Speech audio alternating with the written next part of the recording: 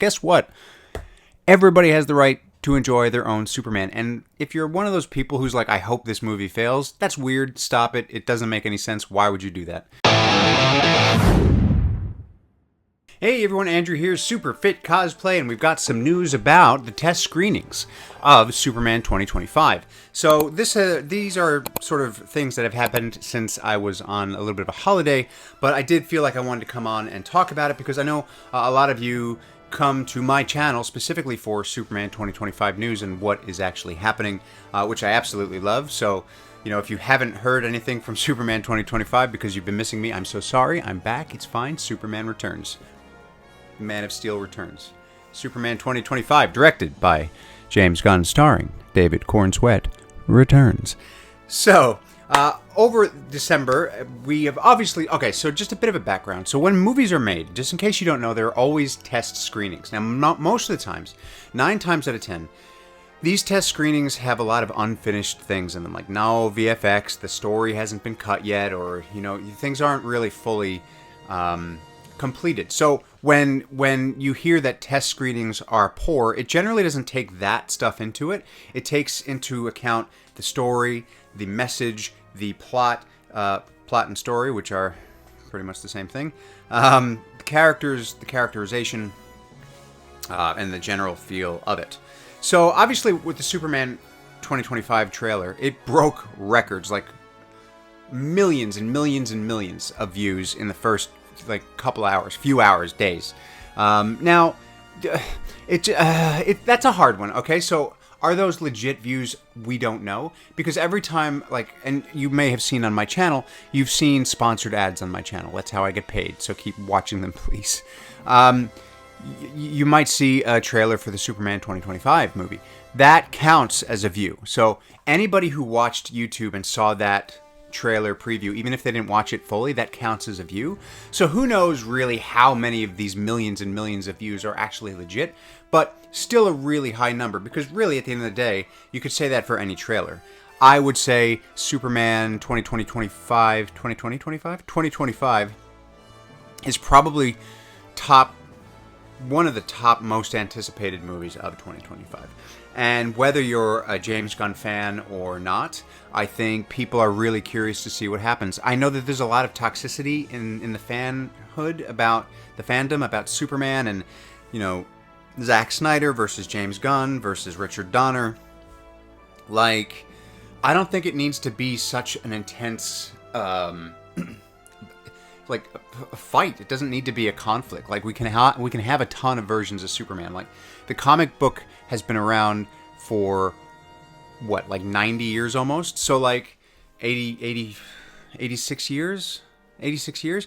Like, we can have different, like, and there have been different versions. And that's the thing, like, when people are like, oh, but that version of the S, I hate it. We should have the classic version of the S. What's the classic version of the S? Because the S from 20 years ago is different from the S from 10 years ago, is different from the S 60 years ago, is way different from the S 86 years ago. So, like, what's classic to you? Is it what? Is it the Max Fleischer? Is it the yellow with the red S?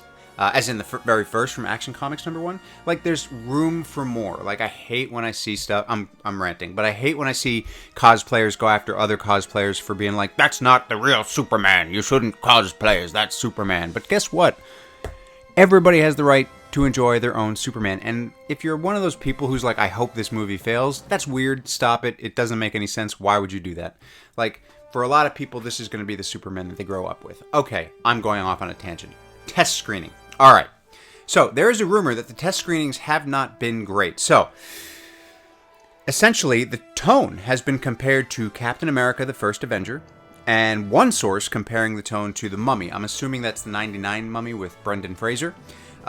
Which I don't, either one of those, not bad to me. Like, I mean, sure, The Mummy took on a bit more of a comedic tone than, say, Captain America, but Captain America had its moments, but I feel like a combination or an amalgamation, that's a big word, of both of those, not a bad thing. Like, I think Captain America, the First Avenger was good, right? And, like, I mean, it was kind of, like, good. It did a lot of good things for Marvel, and The Mummy was a good movie. Like, it was fun. It was action-packed. It was charming. It was funny. It was... Don't at me, but, like, I am a huge fan of the Indiana Jones franchise. Yes, yes, yes. That includes Kingdom of the Crystal Skull and the Dial of Destiny.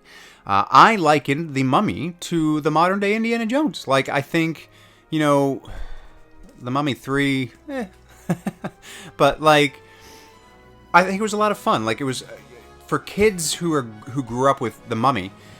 To them, the Mummy is to what Indiana Jones is to me. Maybe, I don't know. But anyway, I don't see that as a bad thing, but apparently that is a bad thing. Jeff Schneider heard that the screening didn't go great. The Hollywood Reporter said on December 6th that after the screenings, they needed to film more. So that's also pretty normal. Like, you know, pickup shots and extra filming is pretty normal when a film wraps. Like, that's in most of the actors' contracts. Is like, if we need to refilm stuff, you need to come back and do that. And that's not because the thing was bad. It just means that maybe they missed something, or maybe they, you know, they saw a take that they didn't necessarily want, or an angle that they wanted to get and they don't have. Because if you've never been on a film set, one page of dialogue, depending on the film, can take 10 hours to film, like legit, because you've got to get 4 or 5 takes, maybe more. If you're Clint Eastwood, you're getting 50 and 60 takes. Oh no, not Clint Eastwood. Wait, Clint Eastwood? Is he the one take wonder, or is he the 50, 60 take guy? I know, like Stanley Kubrick was like destroyed Shelley Duvall over the amount of takes that she took on The Shining. I digress. Anyway, but yeah, so you've got like, say, between 5 and 10 takes of one angle, then of a close-up, then of a wide shot, then of a POV shot, then of just different angles. And that's just one character. And then you got to do it for the other character, and then you got to do it like a wide of them together, and different angles and different takes now. So like one page of dialogue can take like 10 hours. So if you're, and that's like a low budget film, like one page of dialogue for Superman 2025 probably took like 6 days. Like, let's be honest. So to need reshoots is pretty normal. I don't think that that's necessarily a bad thing. I just think that potentially someone saw something that was like, oh, maybe we should go back and do that. But apparently the buzz has not been good. There have been a few sources that said we should be worried.